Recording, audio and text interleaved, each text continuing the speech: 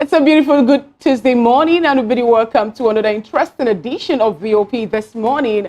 Today is the 6th day in the month of May 2025, and also it's Tuesday. Yesterday, Moses was like, yesterday was 6, and Chukuma said, no, God, don't push this year, go forward for us, calm down, be coming down, as the case may be. But all the same, here for the, the next 2 hours, we'll have interesting lineups for you today, and one of it is that a whole lot of persons are beginning to back Femi Adesina, who happens to be the boss of the African Development Bank. And one of them, or one of the groups now speaking, also backing him, happens to be Huriwa. And Huriwa backs Adesina's stand on poverty crisis. And they are accusing presidency of denying all that has been said about Nigeria's economic standard. Also, UNICEF ranks Nigeria high in child malnutrition in Africa. That's the first place in Africa and second runner-up in the world. Interesting. All right, good morning and thanks for joining us. I am Chukuma Okoro. Fina, good morning and happy birthday to you. Good morning, Mr. Chukuma. I'm not going to say any other thing again. All right, away from that, despite poor power supply, federal government hints at further electricity tariff hike. And of course, Serap, Heather, 54 others demand Akpabio's resignation after courts upheld returning officers' conviction for election fraud. Well, these are the conversations on our table this morning. We'll be looking at the papers very shortly. But before then, there are other issues that Nigerians are talking about. And yes, let's bring them to the fore. Now, the Senate will reconvene today. Before we talk about the Senate, yesterday there was protest in Abuja concerning the arrest of very dark man, Vincent Ose. And, Nigerians took to the streets, some to the Guarantee Trust Bank venue where he was arrested, and some to the EFCC office. And it's interesting to see Nigerians come together. I mean, I don't think that crowd was sponsored or induced. I think it was just, people aggrieved. And on social media, it's free VDM is, has gone viral on social media. The hashtag free VDM. It just goes to show that Nigerians, and today, EFCC says he will be released. One just, asks the question, you arrest, you don't take to court, and then you want to release. What exactly is going on? And he's been in detention since Friday. Okay. Anyway, just had to put that out there. I'm sure Chukuma will say a thing or two in that regard. But anyway, let's look at what the Senate is saying. The Senate will reconvene today with a renewed focus on easing political tensions nationwide, particularly the crisis in Rivers State. And it plans to work closely with the executive to promote reconciliation and tackle the underlying issues fueling unrest in the state. Senate leader Akpabio has also outlined urgent legislative priorities, including advancing the 2024 tax reform bills, while raising alarm over the rise in insecurity across several states, including Benue, Borno, Katsina, and Plateau. Well, aligning with the executive, that's what they've been doing. I don't think there's anything different in that regard. Well, talking about the tax reform bills, the president has already said it will be passed into law. It's just interesting that there was the debate and it has lingered up until this time. It goes to show that we can have a proper legislative process if we set our minds to it. Senate leader Akpabio did say it will be passed into law as well. So just resume plenary and do what you want to do. Basically, just go ahead and do it. Now, the issue of Rivers State, it's tensions in Rivers State has heightened in the last few days, especially with the walking out of the women on the First Lady and also the wife of the sole administrator. Some Nigerians have said, look, Wike has blamed Fubara for that. He's been said to have orchestrated that. It's unfortunate. The man is receiving some bass blows even when he's still pleading to be reinstated. It's laughable what we see, what we experience in Nigeria, where an elected official is suspended by another elected official, more like a big brother thing, and then he's pleading begging, from what we gathered from the reports published by some insider, that he was, on his belly, begging, pleading for forgiveness and asking to be reinstated. And now other accusations are coming up that he instigated this walkout that was embarrassing to the First Lady. Well, what role will the National Assembly play? Will they, what part of mediation will they take? Will they back the executive arm that suspended him? Will they reinstate the governor? Will they curtail the excesses of the sole administrator, what some have called excesses? These are the questions arising, and we just wait to see. Today is the 6th. Let's wait to see what they have to say to Nigerians. When you ask the question about if the National Assembly is going to support the executive that is suspended Fubara and also placed or declared state of emergency in River State, a whole lot of Nigerians will tell you that they've already supported them, if I'm to use that word, because yes, I don't see the reason the National Assembly will not walk by what the Constitution says. I don't understand why they will go on, when they wanted to get a quorum for that particular state of emergency to be upheld in River State, and they decided to use a voice note instead of to third that Constitution also. Voice note votes was what they use, for that, instead of going through what the Constitution talked about. And that speaks a whole lot to how we're not having proper checks and balances, yes, in Nigeria when it gets to the executive, the legislative, and the judicial arm of government. And away from that, interestingly, we're having insecurity bedevil the nation, and we're also having the issue of hunger, food crisis and all that here in Nigeria. And Obeyemi Bamidele, that happened to be Senate leader, is telling Nigerians that one of the things that they all look at, happens to be the 2024 tax reform bills advancing to it. And, we can't even hear, what's it called, them talking or deliberation about the state of the state policing, that some Nigerians have come up to say that would be a way for us to curtail the issue of insecurity bedeviling the nation. And no one is talking about what the UNICEF also pointed out to Nigerians, and what the World Bank and IMF also have been talking about, the poverty rate in Nigeria. But here, we're just getting people major on the minor and minor on the major. And these are elected individuals that Nigerians also pulled in. If you check it out, you find out that, yes, they are not directly being affected by the issue of insecurity in the nation. They are still enjoying their leisure. Some of them, are in Abuja. Some of them have not been able to get to their constituents who put them there, to have a one-on-one or heart-to-heart discussion with them. Some of them have their constituents living in IDP camps when they are chilling and enjoying Abuja, as the case may be. But anyway, if they are, I fault the fact that it went on recess when Nigeria actually was bleeding. But let's see how this turns out. I wish them well. I wish them luck. Yes, many questions without answers that Nigerians cannot provide for themselves. First off, about VDM, it is a good thing that the EFCC, after keeping Nigerians in the dark as to why he was arrested, finally put out a statement yesterday that there were a series of petitions against him. They didn't talk about the content of the petition, but exactly the point was that EFCC said they arrested VDM because of cyber stalking. And Nigerians are asking, when did it become within the purview, when did it come under the purview of the EFCC to arrest someone on the basis of cyber stalking? Is that a financial crime? I mean, Nigerians are at a loss as to that kind of explanation. Up until this moment, I'm still trying to wrap my head around it. I mean, if there were a series of petitions against him about financial infraction or any of those, Nigerians will understand. EFCC didn't say that. They said they arrested him because of cyber stalking. Oh my God. Now, it is very clear that his arrest had nothing to do with what transpired at GT Bank. So what happened at GT Bank is an ordinary law and enforcement thing that the security officers in the bank could have handled, and rein him in and say, okay, that is it, exactly. So it is good that we understand what went down, but EFCC should also tell Nigerians when it became their responsibility to arrest people based on cyber stalking. Now, that said, going back to the Senate, Well, as they normally say, there is no wrong time to do the right thing.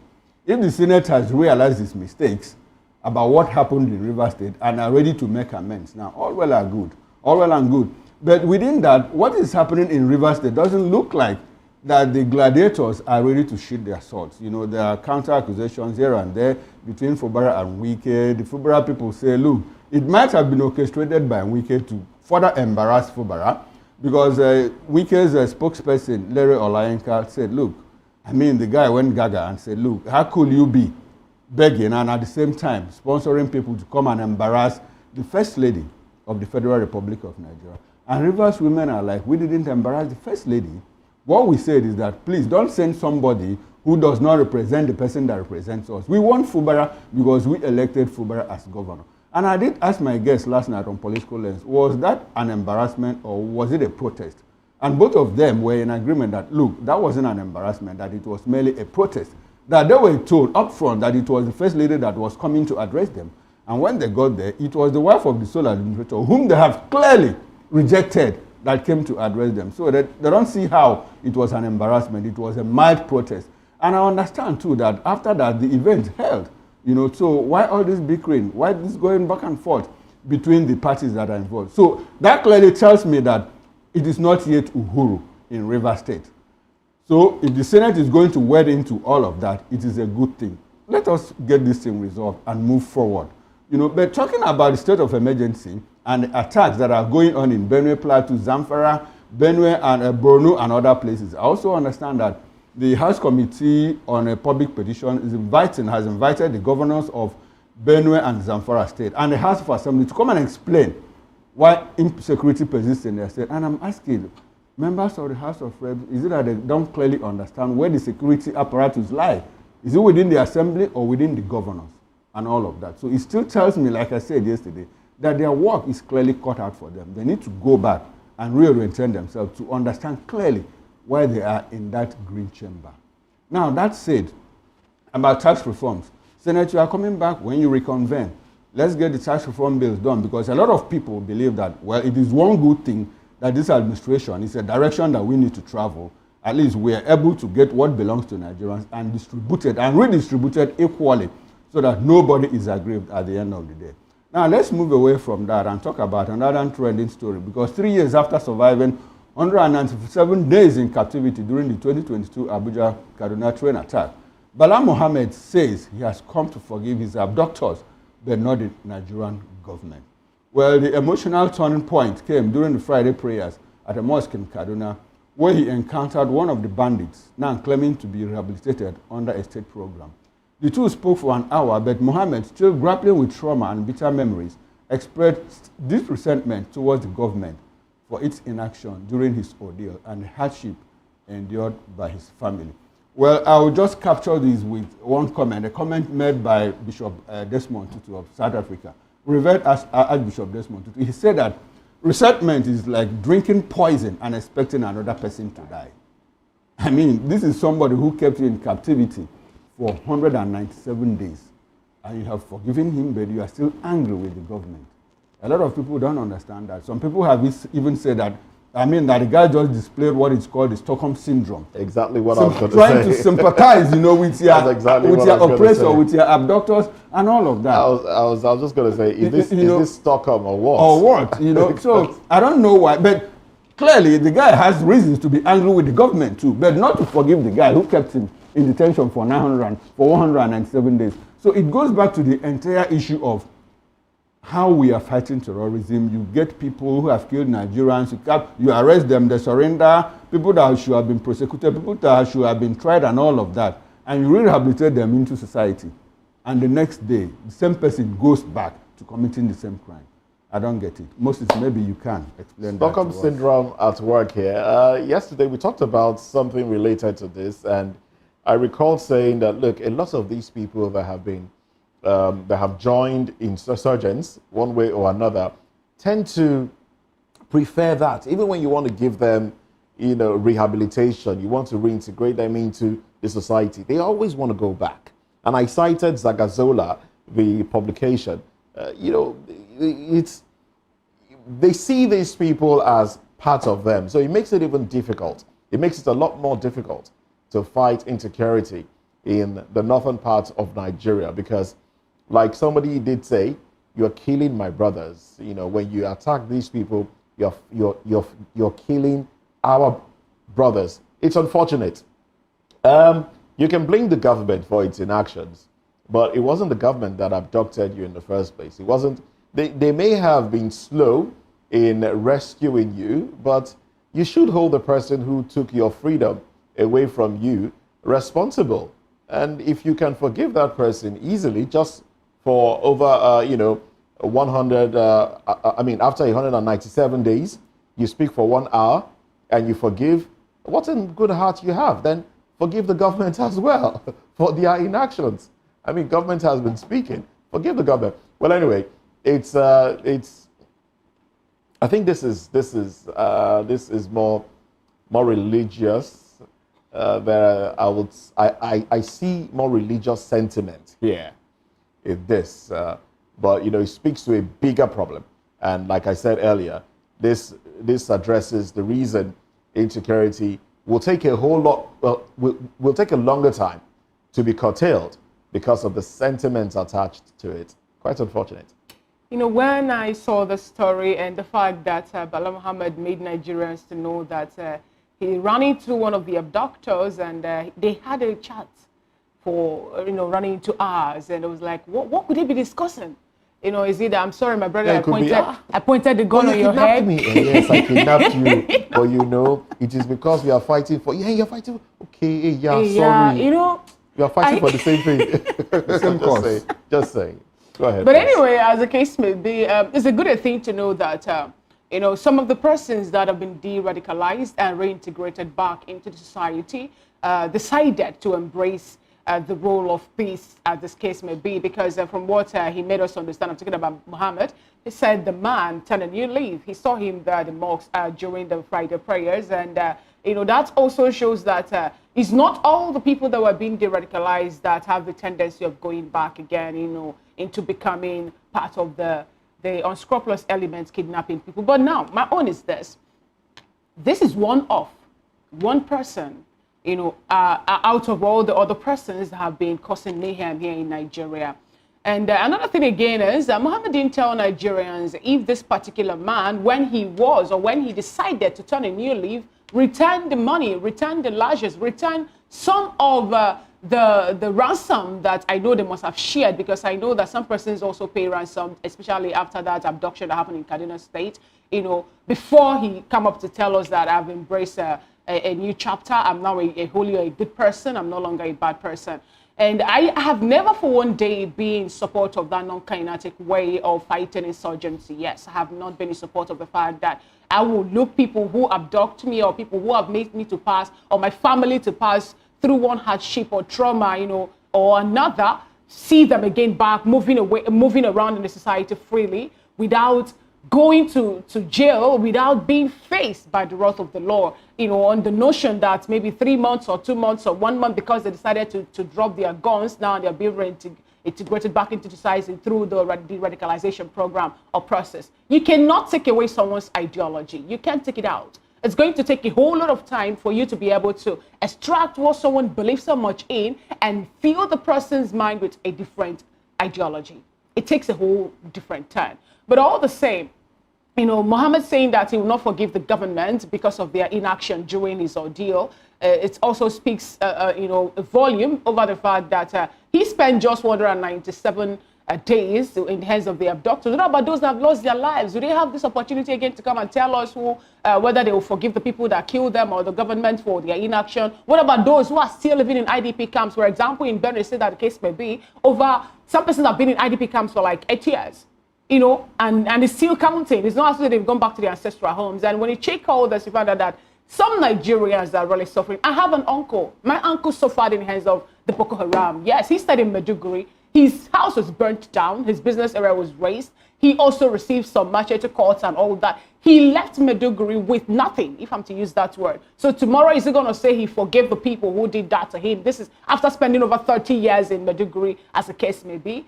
I stay in the north. I grew up in the north, basically. But, whenever the issue of insurgency or Boko Haram or terrorist attack and all that come up, I talk about it with passion because I have seen these people do some things. I have seen them also carry out some crimes or some activities that you ask yourself, are these people really humans? And tomorrow you tell me that I should embrace them with warm arms, wide open, because they have changed or because they've been de-radicalized and all that. But the government, anyway, I believe that the government will hear Muhammad cry when they say we will not forgive them for their inaction. And some of the persons are being sacked again from their ancestral homes. Away from that particular story, Africa's research man, I'm talking about Aliko Dangote, says a powerful interest in Nigeria's oil and gas industry are working behind the scenes. And they are working tirelessly to sabotage his $20 billion refinery in Lagos. Dangote made this known at an investor forum where he revealed that groups benefiting from past few subsidy schemes are resisting the refinery's progress and pushing back against the government's subsidy reforms. Despite the ongoing opposition, he expressed confidence in overcoming the challenges and getting the 650,000 barrels per day plant fully operational. If Dangote, Aliko Dangote, as the case may be, happens to be Africa's richest man, is still talking and crying about the barons in the oil industry, you know, he told us some time ago that the people who are championing the activities in the oil industry are more dangerous compared to those, you know, running cartels. I'm talking about drug cartels and all that. If he can still come up to tell Nigerians that the powers that be, that is what we keep on hearing, no one wants to call their names, no one wants to tell us who these people are still sabotaging efforts to make sure that Nigerians are benefiting from one of the mineral resources that God have, you know, blessed us with. You know, then now I want to ask, how then will all the indigenous refineries come up? How then will all the people who have interest in oil and gas industry in Nigeria be able to come up to say, we have these wonderful ideas and we want to bring it into fruition? We learned that the likes of Boa refinery will soon come upstream and all that, you know, but with all this that Dangote is talking about, with the cries of Aliko Dangote, how will all these other indigenous refineries survive in Nigeria if we cannot squash out all these people that call themselves bigwigs or barons in Nigeria? Cries, you call it. Oh, well, I think Dangote should stop trying to work on the emotions of Nigerians. He should just do his business. What I see here is trying to play on the emotions of the people. He's a businessman. He squealed a little bit when things became tight for him, and Nigerians were made aware of a few things. He should have told Nigerians more. He seems to have a lot more information. Yeah. So if he really loves the people and he wants to expose the cabal, then he should squeal some more. He should, you know, let Nigerians know what's going on. You know, he's doing his business. Stop playing on the emotions of the people. That's all I'll say. The cabals are there. We're dealing with them. Nigerians are, you know, suffering under the pangs of these cabals, and we hear that Dangote refinery is basically the only refinery refining crude in Nigeria, while the NNPCL just does blending. That's fine. That's fine. As long as Nigerians can get fuel at affordable prices, it's coming down gradually. I hope it comes down a little more. That's basically what I care about. I don't care about, you know, you talking about the cabals trying to affect your business. No. It's just the businessman trying to work on I share your sentiments. I share your sentiments. And Dangote is not telling us what we don't already know. We know very clearly that there's a cabal within the oil industry. But the question will be, is at what point, you know, did Dangote fall out of that cabal? Has he always been part of that cabal? That is the question Nigerians are asking. Exactly. And is this squealing now because looks like he's in the fight, you know, against some other people? That is one aspect of it. Another is a lot of people are also saying it is not only in the oil industry that they have cabals and cartels. How about in the cement industry? How about the pasta industry? How about other industries? Absolutely. Are there cabals and cartels and all of that? You know, so clearly it's a business thing. You know, it's a business thing. But one thing I take away from it is that, look, it still goes back to speak about the inability of the government to fight corruption. When we talk about the cartel or the cabal in the oil industry, we should begin to realize that, look, the main reason why Nigerians are not enjoying whatever that is supposed to come to them in terms of subsidy is because the government has been unable to bring to book less than 100 people who have held us to ransom for more than 25 years. In and out of government, people have been talking about fighting corruption. And in all of that, the only thing that we do is get punished for the sins of less than 100 people. More than 220 million of us are suffering because less than 100 people have profited from the subsidy regime. And nobody has been able to tell us these are the 1, 2, 3, 4, 5, 6, 7, 8, 10, 20 people that have benefited unduly. And we have a government that keeps saying, we'll fight corruption, we'll fight corruption. To me and to a lot many Nigerians, that is not the way to fight corruption. Exactly.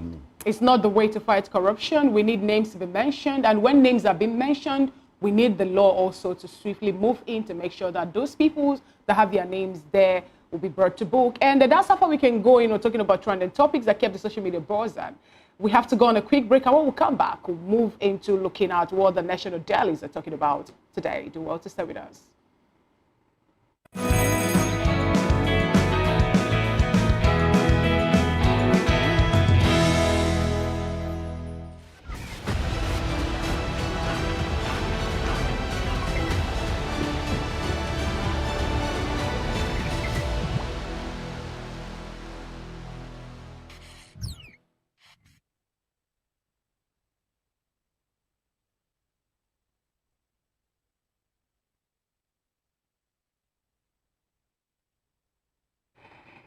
Thank you so much. It's still VOP this morning on Voice of the People Television.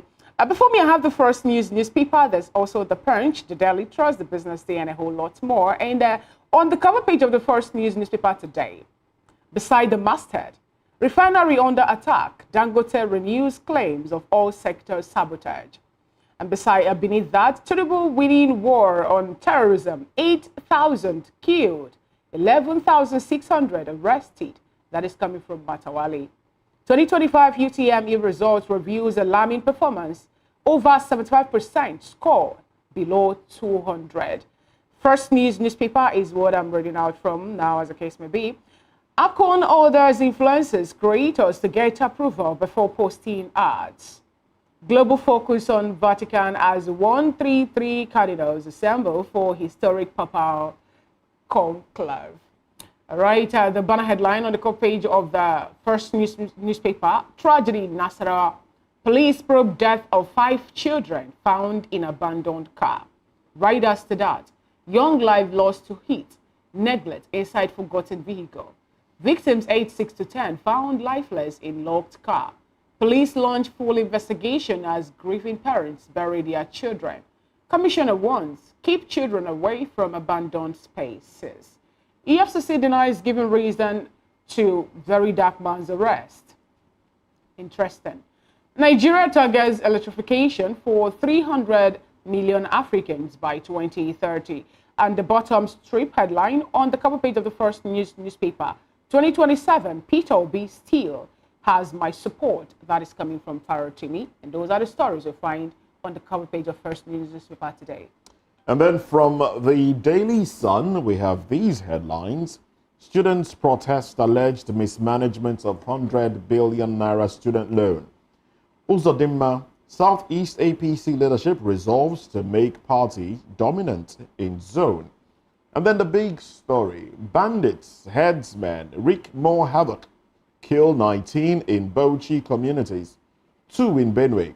Kidnap 4 passengers also.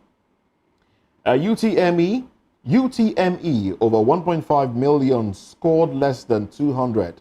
JAM. FGOK's over 750 billion naira for road construction.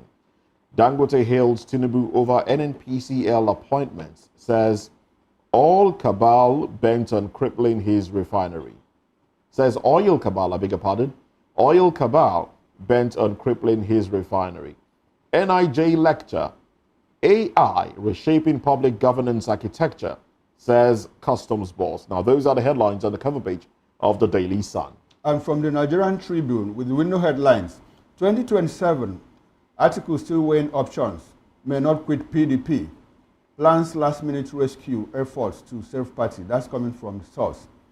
Now, 2025 UTME, I'll check that again. 2025 UTME results analysis. Over 1.5 million score less than 200 points. Less than 1% score above 320. Dangote hails Tinubu for revolutionary change in oil, gas sector to save Nigeria. Now, the big story. FEC, that's Federal Executive Council, okays Nigeria's first economic policy to prioritize local industry. Bans unjustified imports. Executive order coming to back up initiative. That story is on page 3. And Tony Elumelu backs Gabon's highest national award. Naira depreciates as crude oil price falls below $60. Benue Assembly will study, debate Rep's invitation letter today. That's coming from the speaker. Bandits attack 3 Bauchi villages, kill 15, injure many. Wike Fubara feud, tax reform bills, constitutional review, insecurity top agenda as NAS reconvenes. Farmers in Ondo, Ekiti, Osun lament death of skilled labor, costs of input, and that's all from the Nigerian Tribune. And that's how far we can go in taking a quick peep on the national dailies. Do also join Chukwumen Moses for the newspaper review proper, and that'll be on top of the hour at 10 a.m. Right, and we'll go on a quick break, and when we'll come back, Kuriwa backs additional on poverty crisis, accuses presidency of denial as UNICEF ranks Nigeria high in child malnutrition. And we'll be joined by Prince Francis Chilaka, and he'll also be joined by other analysts to help make sense of this topic. Do what to stay with us.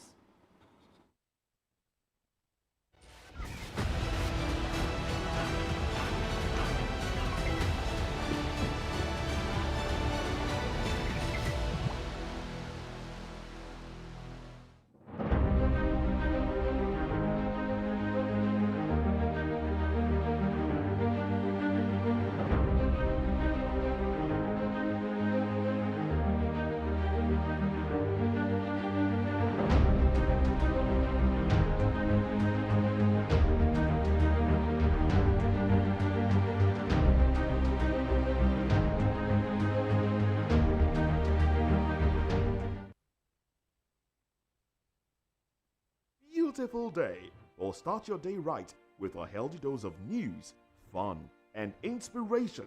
Join us on VOP this morning for the latest news, trending topics, and uplifting stories to set your day on the right vibe. From news and current events to lifestyle and entertainment, you are covered. VOP This Morning, 8 a.m., Monday through Friday. Health is a state of complete physical, mental, and social well-being of an individual. It's the fundamental right of everyone to enjoy the highest attainable standard of health, without distinction of race, religion, or political belief. On VOP TV, we bring you Health Check, a show that x-rays different health issues and provides solutions with the help of experts in the medical field. Join us every Saturday, 2 p.m. on Health Check. Health Check on VOP TV. Your health, our priority. Are you ready for the extraordinary? Something big is happening on your screen. Introducing VOP TV, now streaming on SLTV channel 264. From breaking news to captivating conversations, news analysis, giving you all sides to the story. We break in-depth discussions on the issues that matter, from politics to sports, entertainment, and lifestyle. VOP TV on SLTV channel 264. Join us as we redefine what television means to you. Voice of the People Television, VOP TV. Now you have more than a voice.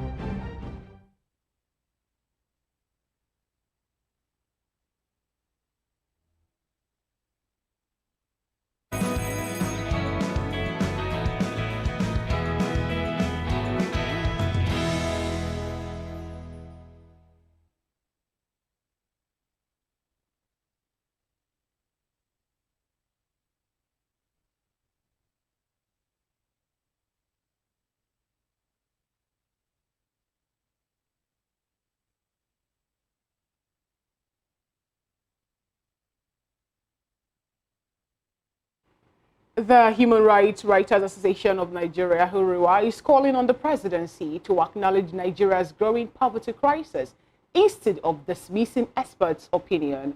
This follows criticism of the African Development Bank AFDB president Akinwumi Adesina, who recently highlighted a steep drop in the country's per capita income since independence. HURIWA accused the government of reacting defensively and turning critical issues into political arguments. At the center of the controversy is a speech where the AFDB president warned that Nigerians are poorer today than they were in 1960, while the presidency rejected the figures, saying the original income data was lower. Many observers argue that the government's response sidesteps the wider issue of rising poverty and declining living standard across the country. Adding to concerns, UNICEF has raised the alarm over worsening child malnutrition, warning that Nigeria now has the highest number of affected children in Africa and second highest globally. The World Food Programme confirmed that food insecurity is rising, and the World Bank also reported that poverty affects over 3/4 of rural dwellers and nearly half of urban residents. Many Nigerians say these figures reflect the harsh reality they face daily. We have with us in the studio, like I told us earlier, Prince Francis Chilaka, who is a public affairs analyst. He's here in the studio with us. Good morning, Prince Francis. Good to have you join today's conversation. Thank you so much. I really appreciate it. Thank you so much. And joining us from Awka is Honorable Ebele Obi. He's a former member of Anambra State House of Assembly, who is a lawyer, also and a public affairs analyst. Moses, thank you for giving me the bombastic side of all the same. You're highly welcome too. Good morning, Honorable Obi. Very much. The pleasure is mine. Good to have you join today's conversation. Thank you. Now, let me start off with you, Honorable Ebele Obi. We have a new report, from UNICEF at this point in time. Let me start from the hunger issue and malnutrition here in Nigeria. We got a new report from UNICEF saying that Nigeria now happens to be the most affected country in Africa and the second the most affected in the world. Talking about children who are malnourished, children who are facing malnutrition, as the case may be. And but we got another report again from AFDB boss Adesina saying that Nigerians were better off in 1960 over what we have today. But it's like this present administration, they do not really align with that particular word from Adesina. They say they were judging everything that we're seeing now, what they call the per capita income. What do you have to say about this, facing the reality that we have on ground? I think with due respect to the source of the reports, I'm not trying to say that we're doing fantastically well now, but I think the report is exaggerated. Ranking Nigeria as second in such poverty indexes, I think is wrong. You have a lot of countries undergoing war, like a country like Sudan. Are you saying that Sudan is better than Nigeria? Let me not go into all that now. I think basically, over the years, a lot of things have been happening, like this issue of insecurity. And if you don't tackle insecurity, how will you have food security? Like Benue, look at what is happening in Benue. And it has been happening over the years. It keeps on getting worse. Look at what is happening in the far north. And these are farmers that are being dislodged. Like if you go around Oka, go to Lagos, you see a lot of young northerners. They are riding Okadas and all that. And these young men used to be farmers.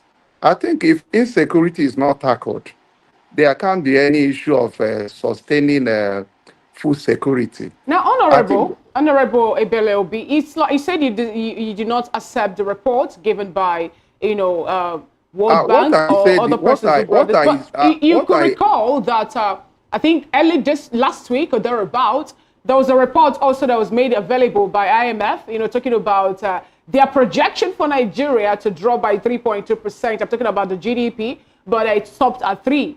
And also World Bank come up to tell Nigerians also that it's more like we're beginning to grow a bit. Now, do you accept when these other agencies come up to give us more like a sweet report? about what is happening with our GDP and all that. Do you accept their projections? Dropping in GDP is different from where we are placed in the report you're talking about. Any country's GDP can drop. Like America is having the same issue. America is practically going into recession with the policies of the present government. GDP is a ding-dong thing. It goes up and down. But because we have a particular report projecting that we'll have a drop in GDP, does not mean that whatever anybody says, we should be taking hook, line, and sinker, right? Interestingly, I would like to ask Prince Francis this one. Additional said something about Nigerians living better in 1960. I'm saying, so please get. All right. Additional said something about Nigerians living better in 1960. I could recall my grandfather then saying something about how Naira was kind of higher than dollars. I wasn't born then because I was complaining, and he made mention of that, before he died and all that. Now, can you also say that people that were born in the 1960s and all that were opportune to have come into Nigeria when they did, just supposing it what we're having now as the case may be, and all that? You would start the question by asking me, your president, Bola Ahmed Tinubu, when was he born? And what has he benefited in Nigeria compared to the Nigerians of today? This is a man that has all his life benefited from this country. Free education, back and forth. Most of the people we have today as leaders, these are people who have benefited from this country. They have benefited in terms of free education. They have benefited in terms of government largesse. So if Adesina is saying, this is one big problem the APC has, and those in APC government is, anytime you criticize them, they come after you. If Adesina had said something good, you would see them, the likes of Bayo Nonoga, all of them, you will see everybody, putting a tweet on it. But the man has said the simple truth. And that truth is that you need to go outside the studio to start with and understand how Nigerians are feeling now.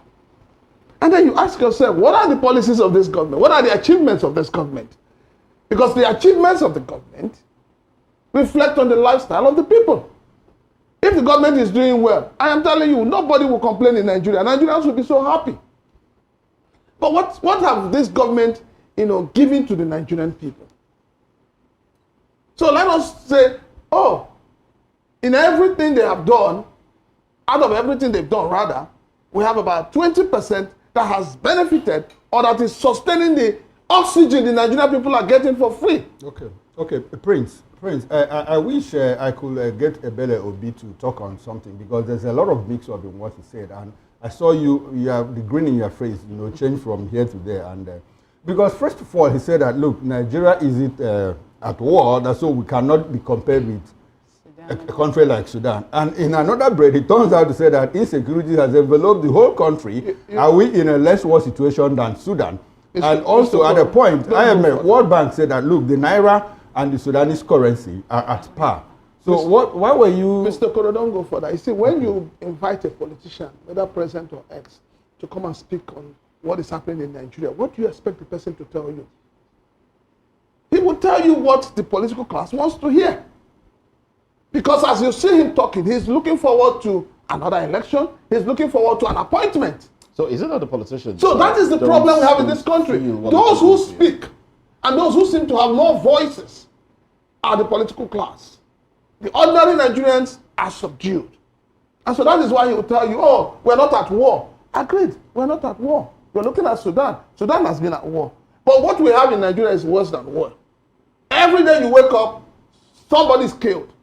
Headsmen are all over running rampage all over the place. And you're saying we're not at war. I think we've been made aware that the Honorable would like to say a few things. Unfortunately, your microphone was on mute. Well, I think it's on now, so you want to chime in very, very quickly. Go right ahead.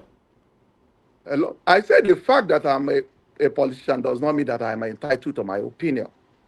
I'm in Nigeria. You are entitled to Everybody must not have the same opinion. I think what trends in Nigerian media is when you run down the government. All right. Honorable Rebele, I get you. I'm happy that we are back. Excuse me, sir. I'm happy that we are back. So let me ask you a question, because I needed you to clear up something like that I saw like a mix-up. You said that, look, in as much as you don't disagree with what World Bank said, but you also clearly don't agree with the fact that we are at par with Sudan, because you said that Sudan is a nation at war, which is very correct. But you turned around in December to say that, look, insecurity has enveloped the country. You even said that the young men from the north that used to go to farm are all every place in Abuja and Lagos doing tricycle and motorbike business and all of that. So, are you also aware that at a point, in not recent past, just in recent past, that World Bank said that Nigerian currency, Naira, is at par with the Sudanese currency? Early this year, our own National Sovereign Agency, the National Bureau of Statistics, said that 137 million Nigerians will get into poverty by June. Next month is June. Inflation is still skyrocketing, despite the rebasing of the consumer price index. I'm sorry, Honorable, you have your time. You know, so in all of this, so do you still disagree with the fact that, look, Nigeria is placed at the same position with countries like Ethiopia, countries like DRC? The last World Bank report also placed out Sudan, Ethiopia, DRC at the same level. Is there anything different? Are we in a less war situation? Are we not at war? Nigerians are being killed in their hundreds across the length and breadth of this country. No region is spared. Okay, can I talk now? Go ahead, sir. I think the president has made it clear that his government is a transitional government in terms of economy and the socio-political whatever. We are not saying that Nigeria, I have not said that Nigeria is a transition, is in a fantastic position. The issue of young men abandoning their farms, crowding the city, I was the one that raised it. And most times we criticize and we criticize. We talk about the symptoms. We are not interested in the diseases. The truth is that the problem of Nigeria in the past, even now, is not about the president. It's not only about the Tinubu as a man. We have governors. We have local government chairmen. This government has done something that nobody is trying to discuss, and even the governors are fighting him on that. This government has tried to revive the local government system. Go and check our constitution. Most times we criticize everything, we dump it. I'm sorry, Honorable. I'm sorry, Honorable. No. Honorable, wait. You said something that I need to question at this moment. You said something about that the president is a transitional economy. Now, talking about that, at what level of influence do the governors and local government chairmen have over the currency rate, the exchange rate, about the interest rate? Let me say this thing. Okay. There has been a lot of accusation, even by EFCC, that the governors, you've heard it, I hope you don't deny it, that once there is federal allocation, that the value of Naira goes down. That most governors collect their security vote and all this and change it to dollar. You've not heard about it? Honorable, I've heard about that. The EFCC is a federal agency. The EFCC is a federal agency, but that is managed by the Attorney General of the Federation. It is a federal agency, but it's guided by the law. What do you do to somebody that has immunity? It's guided by the law. I'm sure it's not the governors that buy the money themselves. Their proxies do that. So why can't you arrest their proxies? The governors, do they buy the money directly? If the EFCC is aware of all that, why can't they stop it? The governors have when the governors are being prosecuted, when you arrest their proxy, at the end of the day, you are just scratching the surface. You are scratching the surface. As far as the governors have immunity, and they don't key into their constitutional role, we keep on having problems. This is security we are talking about. The governors enjoy billions of naira every month as security votes. Now that you've pointed that out, the same people will tell you they are not in control of police, they are not in control of army. If they are not in control of police, they are not in control of army. Why are they collecting the security votes? Honorable Bero, do you collect it to keep? Now you've pointed that out, and also so many Nigerians also have been talking about the fact that Nigeria should stop de facto allocation. we should tilt towards doing what is called the resource control policy, which was also what led to Nigeria to becoming the regional system of government. Then what then is it that is stopping this present administration from working towards that also, as that could be a means for us or the governors now and the local government to start being responsible? Okay. Let me tell you, this president is a courageous president. He has done a lot of things that other presidents failed to do. You should be taking it one by one. You see the oil subsidy thing. He still, look at Dangote with his refinery. The man is still crying out. He's being sabotaged. A man that should be encouraged. And this government has tried to encourage Dangote. The Naira value for crude is even within the NNPC, they are sabotaging it. So reform is a gradual thing. The local government thing, the government is fighting it head on. All right, the thank you very much. And a lot of things. Thank you very gradual. much, Honorable It's a gradual thing.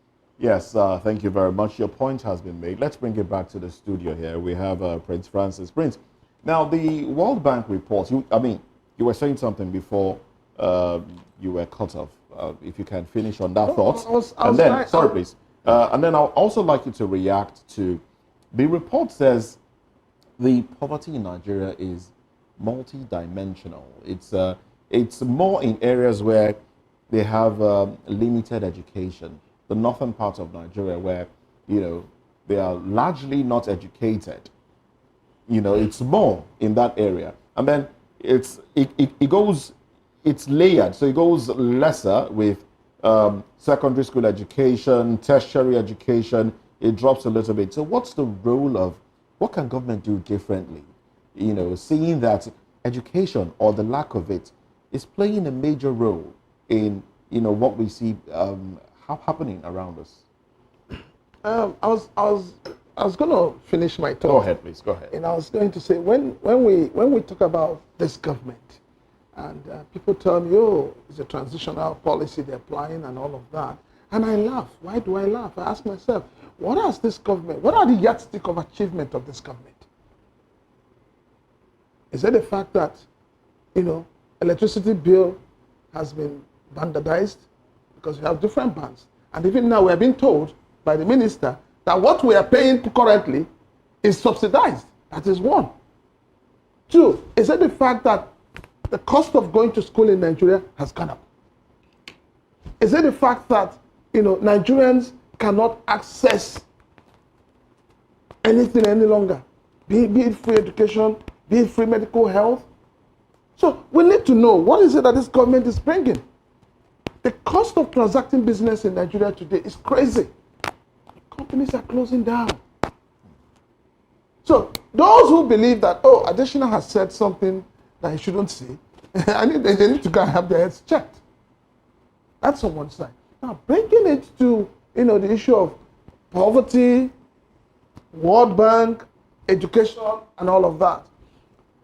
Let me say, when we say education in the North, I think we're just trying to patronize the northern governors, the northern elites, and the northern elders.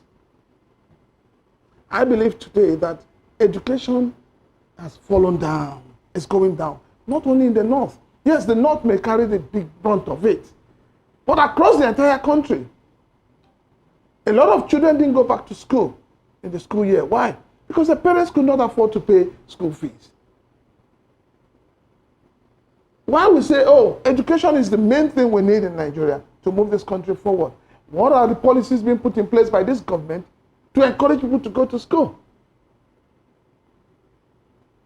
So the kind of poverty we have goes beyond the education itself. For me, we have what I call institutionalized poverty. Hold the people down, make them poor, so that they can do the bidding of the political class. You think that's what that is what we have. Okay, that's what. And that is why it's easy to gather people, give them 2,000 naira, give them placard to carry. So then, are you laying this on the table of the politicians? Are you blaming them for this? It's not that I'm blaming them. They take responsibility. We have a weird and whacked political class. We have selfish and greedy political class, from head to bottom. Okay. All right. Interesting. Okay. Sorry, please. I would like the honorable to react to that. I mean, you are a politician, And now you see that you and your friends are being blamed for the poverty in Nigeria. It's been said that politicians intentionally, keep the people poor so they could use them. How do you react to that statement? I think hypocrisy is the worst thing that has happened to this country. With due respect to my friend that is sitting in that studio, if you give him an appointment tomorrow, he will start talking. He will start saying another thing.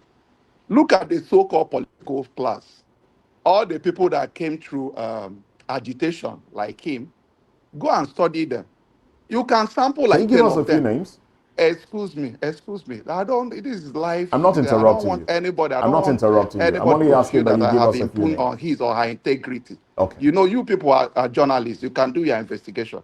Sample like 10 known activists that were given appointment, even by government in the past.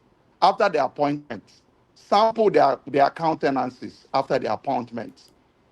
What I'm trying to say is that politicians are part of us. They didn't fall down from the moon. If you are tested political position, you will know that 80% of the decision you make are feedback from people. Let me give you a classical example of myself. When I was in the House of Assembly, anybody that comes to ask for money. Even if you go to church, on that day, if there is nothing like launching, your presence alone, they will say that they have seen a politician that they need to do this, do this. They will declare emergency launching. If you do not dissipate or you distribute money to people, they will say you are eating alone. You know what I'm talking about. Even your friends that are in politics, some of you sitting down there, have asked them for one favor or the other. If they say no, you say they are greedy. Where will they get that money from to patronize people that are approaching them? The clergy, the traditional people, the local women, their cousins, So their could that be the uncles, reason their they old keep on schoolmates. Is it not indulging? proceed of corruption? Now, We deserve the kind of Honorable politicians we Ebere, have. could that not be the Don't put the reason? blame on the politician. Could that be We the are reason not they are particularly soaking fantastic people. the people We that are not elected them particularly dry? fantastic people. I will give you a graphic example of patriotism. If you travel out of this country, you people can try it. When you come into Nigeria, even if it's Lagos or Abuja, if you want to enter a cab, pretend you're a foreigner. The cab will take around Lagos and tell you that you have criminals here, you have criminals there. That's why it's expensive. At the end of the day, they will take you around to make money, to run down the country. But if you travel elsewhere, there was a time I went to Singapore. Once you enter cab, the cab driver will want to find out where you are from, the hotel, how long you are staying. If he is not satisfied, he calls the police immediately. And he be saying good, beautiful things about his country, but All not right, in then. We're Nigeria. having network So issues. Nigeria is a product of the whole what our behavior. It's a product of a congregation of our behavior. Let us not be saying politicians. Okay, for instance, you are saying politicians. The policemen, the people that are serving the politicians, most times that do all this, are they not Nigerian? We are talking about election rigging. How many politicians go to the ballot to go to the polling station to Honorable stand? Ebele How many Obi, politicians? It is Honorable still ordinary Ebele, Nigerians that are doing Honorable all these Ebele things. Obi. Now At the end of the day, you the say it's the question politician. is this. The question is this. Now, all this is just pointed out. All this is just ruled out. Now, is that the reason? Is that a justification for Nigerian politicians to keep on indulging, for them to be elected and for them to maintain that position? We have a particular man in Nigeria that had this mantra that shishi, we know the give. And he said that he hold a was key open to position say there. he is not giving shishi, and he did not compromise at any time. Who said And he's he not? stood to Who his said ground to say who that. said he did And not a give whole lot shishi? of Who said persons that? criticized Who him said for that? saying that. Sorry. I want to get that question. Who said he's not giving shishi? We have a Nigerian that made that statement, and people Who is the also stood Nigerian? that. May I know the You Nigerian? know, the thing is, I asked the question, Please, may Honorable I know the Obi, you do Nigerian? the answering, because I could recall earlier we Please, asked you a you question say you have about a calling Nigerian that names. says he's not giving shishi. You did not Can want I to know the derogate, you did not Nigerian want to call politician that names says of he's not people giving also shishi? who I run will tell down. you whether he has shishi or not. Tell me All the right, so person. the Mention the person name. who I said challenge that, you. the person who is credited to making that statement is the person of Peter Obi. Who is Peter Obi? When Peter Obi was governor, I was in the House of Assembly. 2010 election was the first time that vote buying took place. They used money to buy votes. It was governorship election in Anambra State. Okay. Obi introduced vote buying in Anambra State. Quote me, I'm on live video. He can sue me. Governorship election 2010 in Anambra State was the first time we had vote buying. And you're saying that Mr. Peter B introduced it in Anambra State? Yes, that was where Can he you back started this up? from. And later he went and embraced Jonathan. And Jonathan tried it for the first time in the federal. He worked in the southeast. He worked partially in the southwest. It did not work in the north. That was why he lost the election. Send this video to him. Tell him I said so. The first time vote buying was practiced in Nigeria was 2010 governorship Anambra State election. I was in ACN there. I was with Ngige. Send this video. Well, I hope you have the facts to back this up, because we will send it. We will send the video. Send it. All right. Okay. Let's come back to the studio because we're out of time. Thank you very much, Honorable Ebele. Let's come back to the studio because the guest in the studio has been giggling. I'm sure he has one or two things, quick reactions to make. But while doing that, I want you to also comment on the fact that a lot of people, some people, not a lot anyway, have said that, look, Adesina is saying all of this because he's exiting AFDB and he's coming into politics, probably to contest the presidency. So he wants to also mount on the podium through painting Nigeria bad and behaving as if he has answers to the problems. Do you agree with those people? I don't think if you follow Adesina is not one of those who is demarketing this country. Okay. The country is being demarketed. It's been demarketed by the political class. And I like what your honorable has said. He says when he was a honorable, people come to him asking for money and all of that. If people know how much you earn as a politician, as a honorable member, as a governor, as a local government chairman, then people will know when to make demands on you. Unfortunately, nobody knows how much these people earn. And that's where the problem is. Lack of accountability, lack of transparency.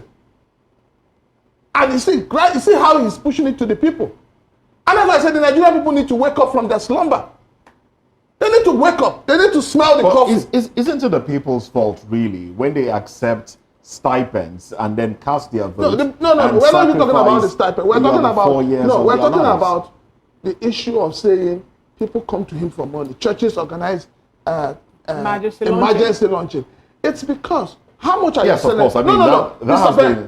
Mr. Moses, hold on. How much are our senators earning? If, for instance, in this office we know that Fina, the lady is earning 10,000 naira. Will it make any sense for anybody to walk in here and ask her for 50,000 naira? No. It will not make sense. But because the political class have shown to Nigerians that they have money at their disposal, money that they have stolen from the people. It is money they have stolen from the people. When you cannot give account of your source of income, when you cannot account for how much you are earning, what do you expect people to do? Interesting question of that. Now, Prince Francis would like you to give us a concluding thought, because your press. No, my concluding thought is simple. Those who are attacking additional, I find it laughable. Because from what, I think it was your Okoro that asked the question, that maybe because he wants to get into politics. So what does the World Bank want to do? Do the World Bank also want to get into politics? So these are questions. The funny thing is that when you criticize this government, and those who are criticizing this government, they're not just criticizing it out of the blues, they're criticizing it what is feasible, what we're seeing. We're criticizing it because, Nigerians are no longer the kind of Nigerians they used to be. We only have two sets of people in Nigeria today. The politicians and the people. And those who are suffering more are the people. Thank you so much, Prince Francis Chilaka. Honorable Obi, let's give you a concluding thought, as we also beg you to stay with us for the second topic of conversation. I think you people, the journalists, who should assist this country. You have the constitution, you have the president, you have the governors, you have everybody. There are a division of roles. Don't always lump everything together and be blaming the president. The governors are not doing much. If I tell you, for instance, Anambra State, we are enjoying a relative security now because a lot of people started crying out that the governor should start using his security vote. The electoral is there now. He has started using his security vote. It has improved. You have forgotten that we lost 2 sitting House of Assembly members. One from the governor's constituency, immediate governor's constituency. We have lost a lot of priests. It took a Catholic priest to cry out, and not just crying out, that said that the governor is not coming back for his second tenure. And he knows that the Catholic Church is very important in election in Anambra State. All of a sudden, the governor came and promised everybody there will be security by January. Why did he improve? All right, then, thank you very much. Security vote. Well, thank you very much, Honorable Ebele Obi. We're running out of time. We have to go into the next conversation. I would like you to stay with us as we get into the next conversation. Despite poor power supply, federal government hints at further electricity tariff hike. Now, this has brought heartache to Nigerians. Let's talk about this when we come back from this break. Join us again.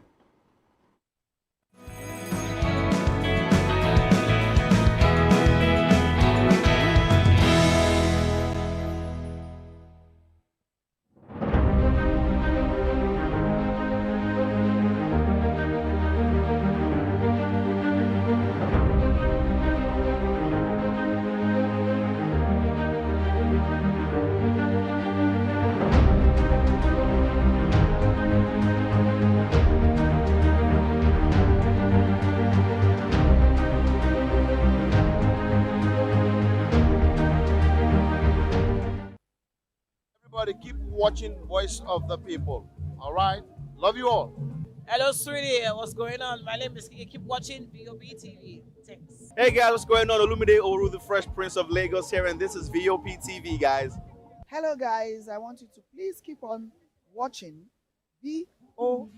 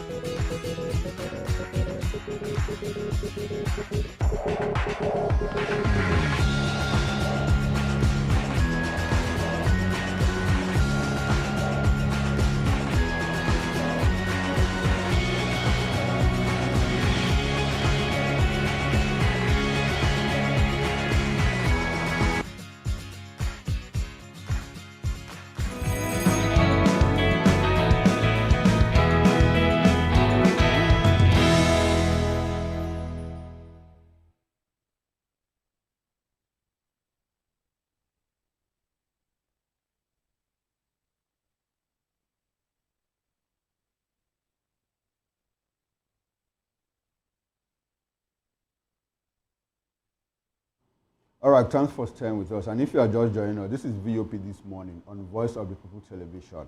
Now, the federal government is preparing to raise electricity tariffs by up to 66% for consumers in bands B to E, sparking a wave of online reaction from Nigerians. The move follows an announcement that the government can no longer sustain its electricity subsidy, with officials saying the new rates will reflect the true cost of power. Although subsidies will remain for the most economically vulnerable, no clear definition has been given on who qualifies. Well, at the heart of the matter is a growing debt crisis. The federal government reportedly owes power generating companies over 4 trillion naira. A meeting between President Tinubu and the GENCO is expected to seek a resolution, even as current figures show that electricity is sold below cost, with the government covering nearly 28 naira per unit in subsidies.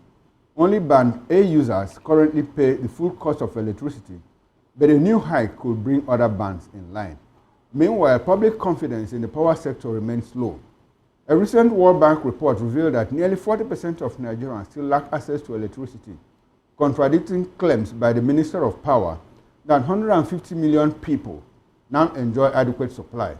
Labor unions have slammed the statement, calling it out of touch with reality and questioning the existence of infrastructure capable of delivering that level of power. Well, we still have Barrister Ebele Obi, who joined us from Anambra State. And here in our Lagos studio, we've been joined by Barrister Darlington Agomwa, who is a lawyer and practicing lawyer and public affairs analyst. He is also VOP in-house analyst. Good morning, Barrister Darlington, and thanks for coming to VOP this Good morning, Mr. Koro and the crew. How are you doing? Very well. Good, Barrister. Okay. Barrister, let me ask you this question. How do you feel that after 65 years of independence, Nigeria is grappling with 5,837 megawatts of electricity? And in all of this, we are still being told that we are not even paying the real cost of electricity. And that so much money is being spent on subsidy, and that they want to remove that subsidy. Barrister, what happened? What went wrong? My dear brother, it is because we don't have our priorities right. If we have been a nation that is futuristic and we have vision leaders, vision-driven leaders, the first thing anybody that come into office would have been doing is to add value to the electricity subsector, because that is the engine room of development. If you don't have electricity, nothing can power your industry. Nothing can, your medium and small scale industry, nothing can power them. And so the economy will be down. I don't know who is advising this government. They don't have their priority right. I don't know. Because whenever Tinubu come and tell us, I am going to do this, this and this, the first thing I ask, where is the power to power your dream? This your policies, where is the power? He's not talking anything about it. So that is why I have never believed him. Because if they understand what it means to grow an economy, Nigeria should be talking about at least, by now, at least with our population, 30,000 megawatts. Okay, Barrister, is it some form of contradiction that a lot of people even believe that the government is making progress? But you are saying something different. So is it possible to make progress without these basics, without the fundamentals, which is electricity that you are talking about? I'm happy that you talked about 30,000 naira, because if you compare countries that started out with us, talk about South Africa, talk about Vietnam, talk about Egypt, even Ghana, they are doing better than us. Okay, Ghana, you know, all of those countries, especially Vietnam and Egypt, that started out with us. So that will tell you the type of leadership we have had over the years. So what kind of progress are they talking about? In fact, I am worried though. That is why I keep asking Tinubu, this progress you are talking about, is it on paper or reality? Because there is no structure on ground to power your so-called policy pronouncements. We have not seen it.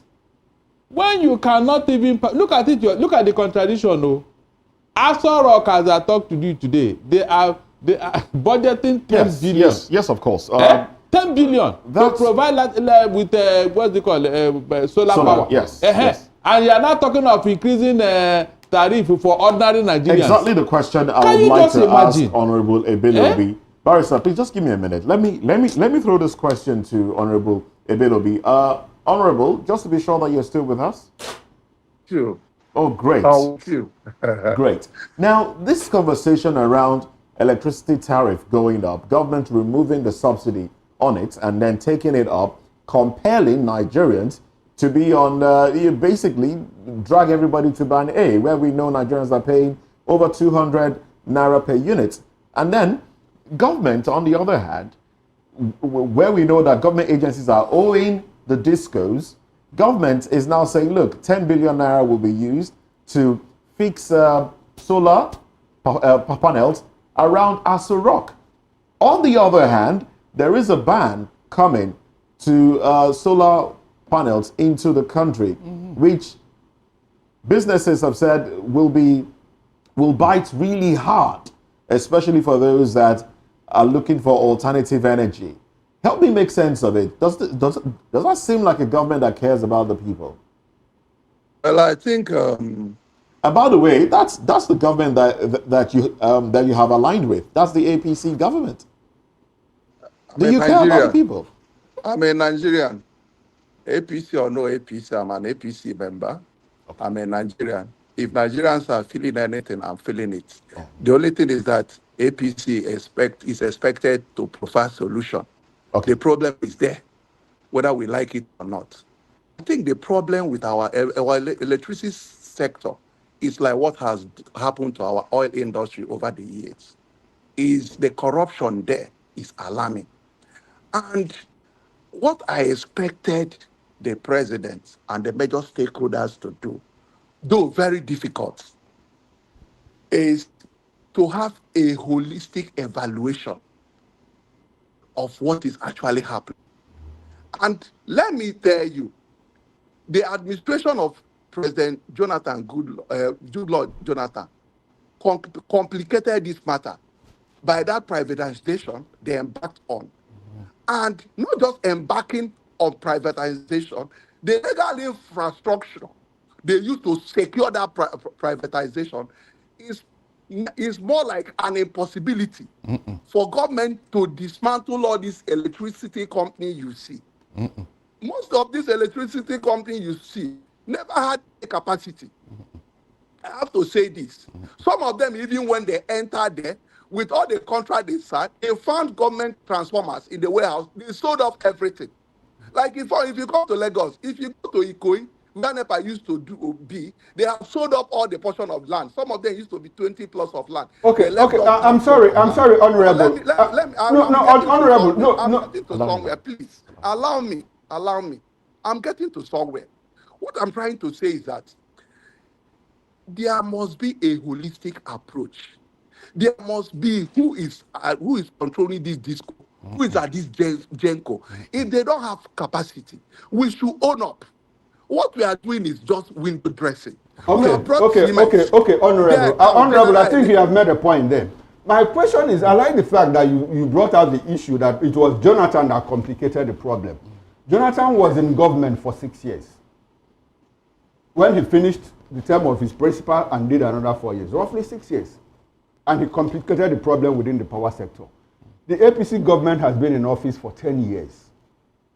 Between 6 and 10 years, which one is easier to fix a problem? I said something about legal infrastructure. It's not easy to dismantle these privatized companies. That is what I'm trying to say. This government must call a high-powered stakeholder meeting. We must hold the bull by the horn. All these disco and Gencos or whatever they call it, the privatized ones, they must go. If they don't Honorable, how difficult is it to dismantle the Gencos? How difficult is it to dismantle the Gencos? Was it easier to remove oil subsidy by fiat with a snap of the finger? And it's quite difficult to dismantle the Gencos. Let me answer that question. Honorable, excuse me. Is the problem with the Gencos? Is it with the Gencos or with the TCL? Okay, let me answer that question. It's a very simple thing. Oil subsidy is the government that say if you import this oil, I subsidize you. The government can say stop importing tomorrow. But you have privatized this infrastructure. The same infrastructure you have privatized. People are collecting money. You still buy transformers for them. You see, people still pay for transformer, and if you buy transformer in the community, Honorable, are you aware that Obasanjo sold the refineries in terms of privatization? A year ago, came and reversed it. Nothing happened. Are you aware? It depends on the. It depends. When Yaradua came in, the process has not been completed. There's a lawyer there. There were clauses. The one they sold to Dangote and Co. Barrister, is the problem, our problem, is it with the Gencos or with the TCN? As a lawyer there, he can investigate. Barrister, the problem, is it with the Gencos or with the TCN or with the Discos? Where actually is the problem? Let me answer that question. How many politicians are really on the ground to answer, to tell you actually what is happening? Like in Lagos and in Enugu. In Anambra where we are, all you know is EDC, the company. They call the shots. Even if you're a government official, if there are issues, you go to them. Whatever they tell you is there. You cannot. Okay, you saw what happened in Lagos when even military men had to go to Ezekiel's office. All right then. Military men, and at the end of it, we are blaming them. All right, then. Thank you very They much, are in charge. Honorable Ebele Obi. Thank you very much. But you don't seem to be feeling the pains of Nigerians like you said you are. I mean, right there in your house, I can see that it's bright outside and you have like 3 bulbs. This is solar. 3 bulbs on. Oh, solar. This is solar. Amazing. Solar. I cannot tell you, this is solar. Amazing. But now, okay, well, thank you very much. Barrister, now, you see, this is, so, with everything that you've heard and that we have discussed, you're shaking your head in disbelief, I guess. Do you think this government cares about the people, seeing that solar panels will be increasingly expensive and it will be something for the rich if care is not taken? And then electricity also out of the reach of the poor. Moses, it is very sad that the very Nigerians who are bearing the brunt of this administration will find it somewhere in their hearts to be supporting them without any justification. At least when you are supporting a cause, you say, yeah, this is my reason. Moses, it is said that government is a continuum. It will be very sad the day somebody will wake up and start blaming PDP. PDP that left office 10 years ago. You are still blaming him now, up till now. That means the person doesn't know what he's saying. I will be very blunt. Well, he also did say there are some legal words, things that have made it difficult. Which legal words? No, there is not. No. APC came into office. All the roadmap, all the legal framework put in place when NEPA was unbundled, they jettisoned it. Because they don't want to give credit to PDP. Remember, 2 months after Buhari came into office, there was light everywhere. And people started praising Buhari. You see, we have light. The Buhari came out and said, no, it is not me. How could he have performed it in 2 months? Immediately, APC people who don't want progress, they started destroying all the people they put in place, PDP put, to make sure that there's no light. It happened in this country. It happened here. I don't understand. You're saying I said APC intentionally what? Yes, they did. I said they did. Yes, because they don't want to give a PDP credit for anything. Go and check your record. Buhari denied that, no, I'm not responsible for this light too, because they started praising him. The man came out very honestly. And immediately, the buccaneers who have taken hostage of him, they went to work. They went to work just to make sure that PDP is not giving credit. And from there, the whole thing now went back. Okay, hold on. Where did the APC meet our megawatt of electricity? Why haven't they improved on it since that time? Moses, ask yourself this question. 10 years after 10 years. Barrister Darlington, before now, we had a manifesto from the president that says that after 3 years, if electricity supply is not stable in Nigeria, he has done this discussion to partisanship. Who are the people in authority now? If this you have done this thing to partisanship, my friend, hold on.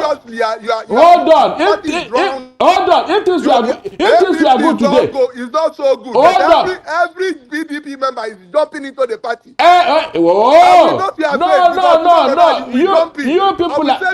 You people are intimidating them.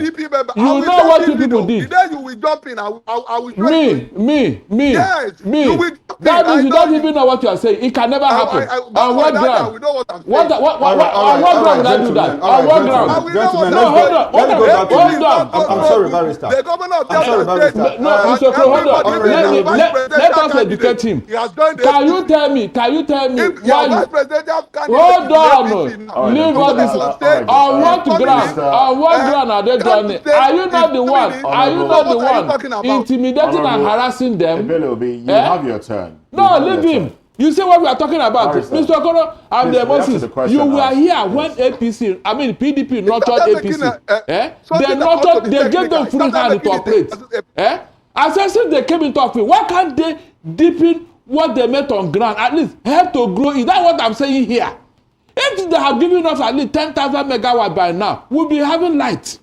But they have not moved 1 inch with all the money they are collecting. Under PDP, we never paid this type of money for electricity. We never. So where is the money going to? Barrister, so your point here is that the APC intentionally he wants to make Nigerians suffer. Is it not obvious? Okay. He's extorting money from us. Okay. FPC, with this estimated billing, they're extorting money from me. All right, Barrister. Extortion.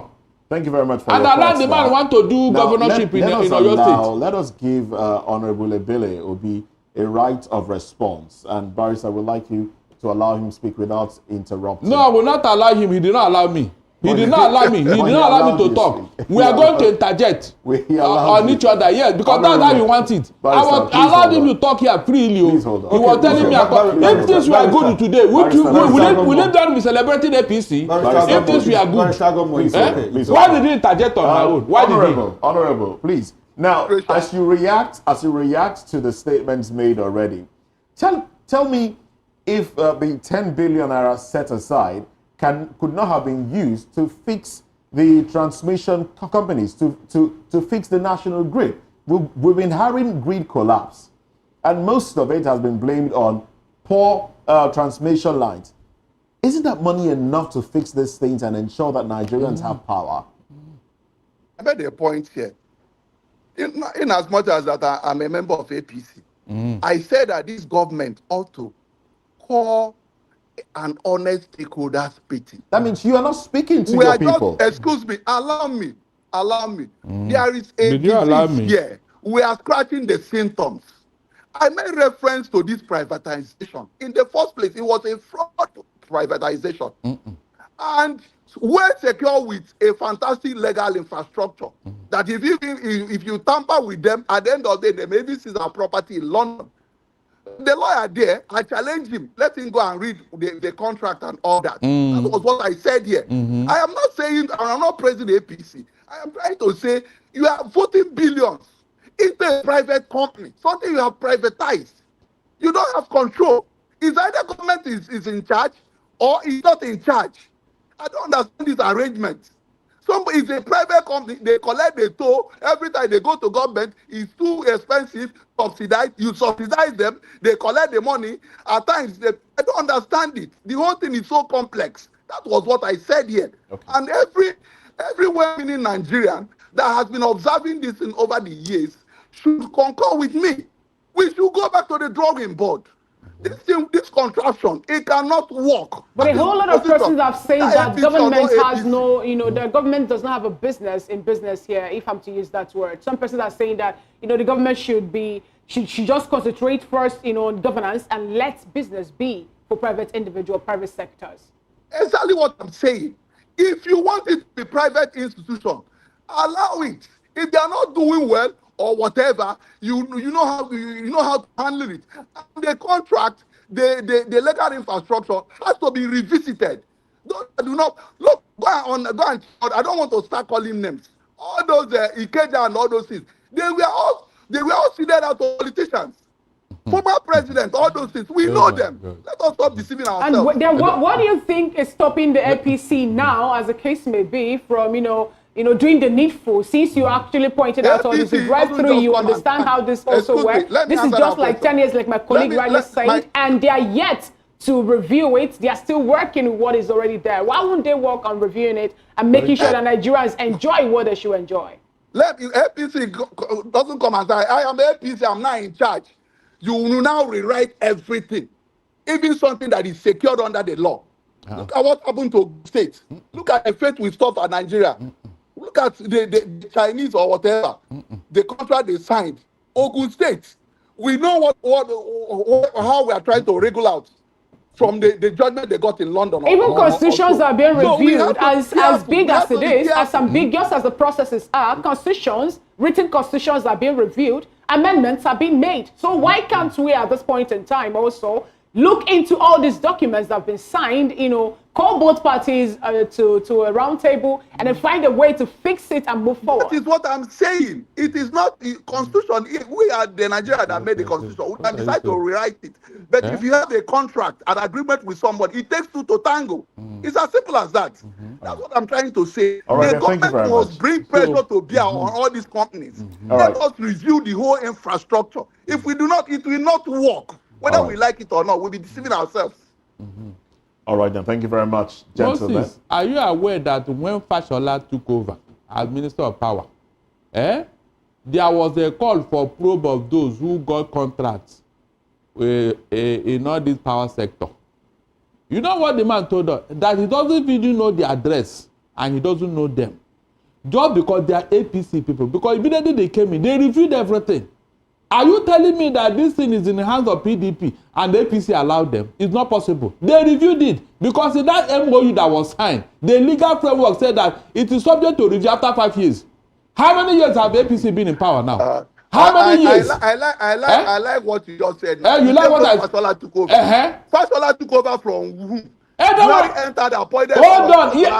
Yes, it was PDP that hold on. I'm coming. I said when he was asked to bring to book. Hold on. Listen very well. He said Buhari's minister. Oh my God. They took over from PDP. That was after the first time, Mr. Man. After the first time, because the first time. Yes. Not a minister from after the first time. 8 years. After the first for 8 years. After the first time of Buhari. The people. I said after the first time of Buhari. Let us leave partisan apart. Hold on. Listen, my friend. Listen very well. Listen very well. Giving credit to any APC. Hold on. This is solar.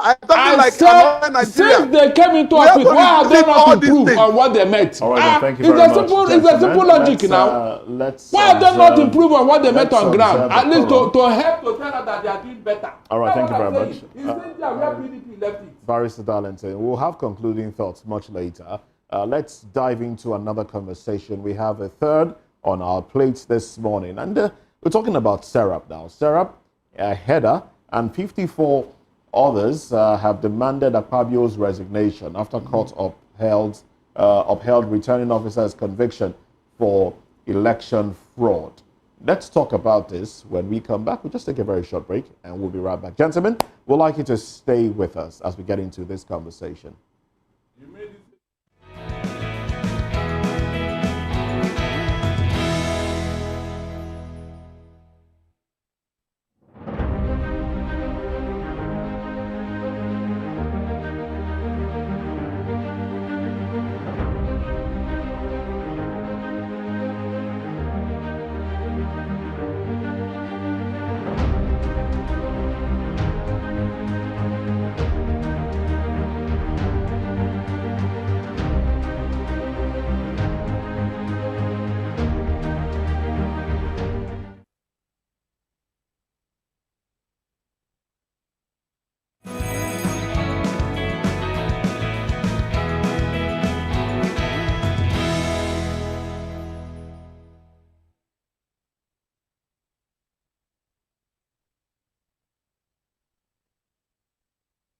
Well, pressure is mounting on Senate President Godswill Akpabio as over 50 civil society organizations, including Serap and HEDA, are demanding his immediate resignation.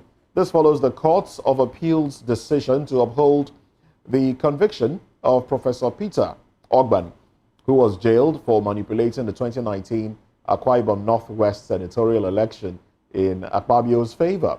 The ruling has reignited debate over the legitimacy of Akpabio's mandate, raising serious concerns about the credibility of his rise to the Senate and ultimately the presidency of the chamber. Now, the coalition has urged Akpabio to step down in the interest of public trust and institutional integrity. They also question his eligibility in the 2023 election and called for stronger electoral safeguards to prevent similar cases. Now, the groups praised INEC, particularly former REC Mike Igini, for pursuing justice in the case and challenged both the ruling party and the National Assembly to act decisively to restore confidence in Nigeria's democratic process. We still have with us Barrister Darlington Agumwo, who is a public affairs commentator, VOP analyst, and also we have Honorable Ebele Obi, who stays with us into this conversation. We do appreciate you, gentlemen, for your time and your thoughts, of course. I would like to start off with the Honorable in the House. Honorable, now there's a call for Akpabio's resignation, but I know you know the story, so I'm not going to take you, through what has been read or said already. But just taking you back a little bit to the local government elections that was held in Akwa Ibom, where Akpabio's local government was initially won, initially went to the PDP with over 5,000 votes, and then later, an individual with 650-something votes was declared winner. And this is coming on the heels of, a court judgment that Akpabio was favored in a previous election. How do we make sense of all of this? And is there hope? When will we have credible elections? Does it seem like we'll have credible elections, especially with the APC at the helm of affairs, bearing in mind that there's still some dispute in Edo State where elections were held not too long ago? And some will say, prior to that election, the president, the flag bearer of the APC, did say, if you want Edo, I will give it to you. So Nigerians are asking, will there be free and fair elections, especially as we approach 2027? I think you are trying to mix two things together here. Mm-hmm. You are you're lumping all of them together. Crime. You are modeling it up. Crime. Where a court has decided that a crime was committed and somebody was sentenced to jail for it. I'm a lawyer. I always act within the law. Somebody was tied to court. Yes, maybe you must have favored Ababio. Why didn't they charge Ababio along him? Mm-hmm. There is no vicarious liability in crime. Yes, there's no vicarious liability in crime. Maybe after the investigation, they decided he acted alone. They charged him alone. He has gone to court. A court of first instance. He went to appeal, he lost. Maybe the matter is still in Supreme Court. Maybe he wants to go higher. Two things will happen. We either wait for the Supreme Court to decide, or if he doesn't go to Supreme Court, it ends at the appeal court level. Yes, we are now mixing it with politics. You are talking about INEC. That was exactly what I said here. INEC officials are ordinary Nigerians. This man is a professor in the university. He's not a politician. Whatever he did, I don't believe he did it at gunpoint. Because if he did it at gunpoint, it would have been a complete defense for him, or doing less or whatever, a defense for him. And he wasn't part of his defense. So whatever he did, he will answer for it. Only him and only him alone. Okay, Barris, Honorable Ebele, at this point, Honorable, I'm sorry, we are out of time. We are trying to manage time here. I will still come back. Yes, we are trying to manage time. I want to ask you. No problem. Since Akpabio, this man, the professor has been sentenced, and Akpabio was the beneficiary of this thing that led him to being sentenced. Can someone go to court after now to sue Akpabio on that matter? If you have your facts. Okay, if the facts are there, that he was a beneficiary, someone can actually sue him.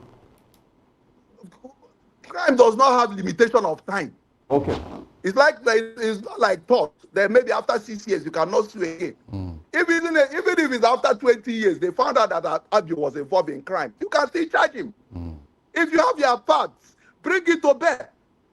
Charge him. Okay, as a lawyer now, based on the fact that the person, is Akpabio an accomplice? I want to understand. I want Nigerians to understand all of this. If you have your fact that aiding and abetting in crime, if Akpabio was an accomplice, charge Akpabio. You have left Akpabio, you say he's the beneficiary, you have charged the man. At the end of the day, you left Akpabio. And I think they went to tribunal. The tribunal did not even upturn the election. The same court. So what are we talking about? Let's remove sentiment here. Okay. They say in law, he say it's better to leave 99 criminals free than to charge one innocent man. Okay. Now, is the law. No, okay, that's the legal of it. Now, let's get into the politics of it. At this point, Serap and Heda are also asking for Akpabio to step down because the election that brought him to office was essentially rigged to one. So, on the politics side of it, do you think that Akpabio, as an honorable member of the House, should honorably leave the House, leave the Senate? Do you think he should do that? If he wasn't guilty of it, if he wasn't part of it, why will he step down? Okay. It's not enough to say, it's not enough of Sarah to say that the person that... All right, we seem to be having an interference there. It's a call, it's a call, it's a call. Okay. Yes, let's take that call. Hello, good morning. Your name and where you're calling from? Sentiment. Any politician could have sponsored Sarah. We know what happens in this country. All right, Honorable Ebere Obi, would like you to hold on. Everybody is sponsoring, or the opposition is sponsoring to use to put that. It's okay, Honorable Ebere Obi, would like you to hold on your line of thought. Let's bring Barrister Darlington into the conversation. Barrister, is like you disagree with what Honorable Ebere Obi was saying. Yes. Given the fact that the beneficiary is still there, in fact, is still the Senate President, while the man who the court have sentenced for that particular infraction is, will I say, is languishing in prison. My dear, I am hearing one strange thing this morning, that vicarious liability is no longer obtainable in law. Who sent the messenger? Is it possible for the returning look at officer? It this way, Mister. Let me just give you. Is it possible for the returning officer to have acted alone? Whether he acted alone or not, he should have brought that before the court when he was being prosecuted. He should have done that. Let me tell you, a very good example. Okay, I'm sorry, Barrister. There's a call that is coming in. Let's take the call, because this program is supposed to be interactive as a matter of Go ahead. Good morning, and your name and where you're calling from, please. Good morning. I'm Franklin from Germany. Okay. Go ahead, sir. One of the problems we have in Nigeria, as resilient as Nigerians are, is the ability to speak the truth.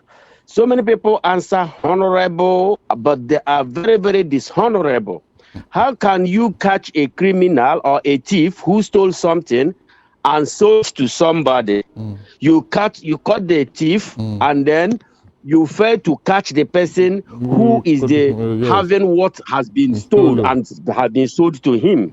So so many Nigerians fail to speak the truth. Okay. That is our problem. All right, then. We are very resilient, we are very strong, but we lack the truth. And the Bible says only the truth can set us free. Right. Let us stop answering honorable. When they stay and do what dishonorable. Barrister, continue. Yes. Now, do you remember why ICC was set up, International Criminal Court? It is because some people who claim that they are powerful, they commit crime. Not directly. They are the ones who sent all those foot soldiers to go and commit a crime against humanity, like in Rwanda, like the Second World War, like every other war. They are the war commanders. They sit back and send their boys, go and destroy that village, kill everybody there. And so when investigation starts, Mr. Okoro and Mr. Bo, did they go and start arresting all those foot soldiers, all those infantry boys who were fighting in the field? No. They look for the what? The man who was giving the command. They are the ones who will go to ICC. What does that tell you? You can see now. So, who was telling the professor to do the bidding, to his bidding? You mean that professor just did it on his own? The person that benefited must be held accountable. Because the professor couldn't have done it on his own. It's not possible. You mean that professor loved Akpabio so much that he will incriminate himself? He wants to tell me that he did not take anything from Akpabio to do what he did? I mean, look at it. It's very simple. That professor knew what he was doing. And he was doing it for somebody. And you are not telling me that the person should be exonerated. No more vicarious liability. Are you serious? All right, Barrister Darlington. Interestingly, I would like you to give us a concluding thought. My concluding thought is that, yes, with time, the only thing he said there that I can oppose is that, yes, crime has no limitation. It's not status bar. So, Ababio, in fact, as it is now, he is going to face multiple counts in that Senate because his cup is full as already. Akpabio's cup is full. He made a mistake when he started with that woman. The woman now opened a can of worms. So all the things, all the skeleton in his cupboard is crying out. It's crawling out. It's crawling out. So there is no doubt about it. Akpabio will go in. He's not under immunity. Right, he will go in, yes. All right, Barrister Darlington, thank you so much for your thought. Honorable Ebele Obi, let's get a concluding thought as you also tell us if you think that this call by Serap and, other 54 CSOs in any way will make its way. We'd like you to unmute unfortunately, you have put yourself on mute, so we'd like for you to unmute yourself. So, can you do that for us? So we can hear you. Please unmute your microphone, Honorable. All right, Honorable, we can't hear you at the moment. We'd like for you to unmute yourself so we can hear. All right, we'll appreciate it. Go ahead. I've done that. Go ahead. Let me go by his graphic example. ICC charged the big men because they directed foot soldiers. The ICC now brought the foot soldiers to court. They came and gave evidence that it was the big men. The big men sent them. That was it. The big men were convicted. Now you say that the professor is the foot soldier. The professor was brought to court. The professor never mentioned Ababio as a foot soldier. The professor said nobody sent him. So what are we talking about? These are times we don't deceive the public. We talk like lawyers. It's a very simple. If you need Ababio, bring evidence. Let's leave all these sentiments. So you don't need to be told who benefited from what he did. Who benefited? Does it matter? You can imagine. I said you can imagine. No if the man, hold on, if the man is trying to share what I said, no, what you are twisting it. No, you are the one twisting it. There is no vicarious ability in crime. You have to prove. As long as Akpabio benefited from it, we now know who is behind what he did. It's as simple as that. Okay. If nobody benefited, you can apply what you are saying. But as long as somebody benefited, that person is culpable. In law. Yes. Go and prove now. It's culpable. All right then. Thank you very much. Yes, go ahead. I guess this is where we have to end today's show, on VOP TV. But I guess we'll have some reactions on social media that I would like us to, run through, little as it is before we can call it a day. And we have reactions from Lionheart. Okay. And another one again from Michael David. Anybody in APC? Interesting one. And I don't think I'm going to read out all those ones because a whole lot of them actually are not being what it should be. We encourage you in as much as you want to participate during the show. You being civil is what we also champion here on Voice of the People Television. We also have more than a voice. And that is how we have to end today's show on VOP TV. I am Fina Okechukwu. Do well to be a patriotic citizen. With the tariff hike going on in electricity industry and all that, had it been they can give us this power, that they are still increasing. I don't think Nigerians will be complaining as the case may be. That is all I can say for now. All right, big thanks to Honorable Ebele Obi, former member, Anambra House of Assembly, a lawyer, public affairs analyst. Thank you very much for staying with us on the program. Sure, the pleasure was mine. All right then. And also big thanks to Barrister Darlington Agumo. We appreciate you for your time and your thoughts as well. It's my pleasure too. Well, that's it on the show. I'm Moses Humphrey, wishing you a beautiful day. Bye for now. Stick around. Now, 10 o'clock will be time for us to get into the papers proper. Join us again at 10. I am Chukwuma Okoro. Bye for now.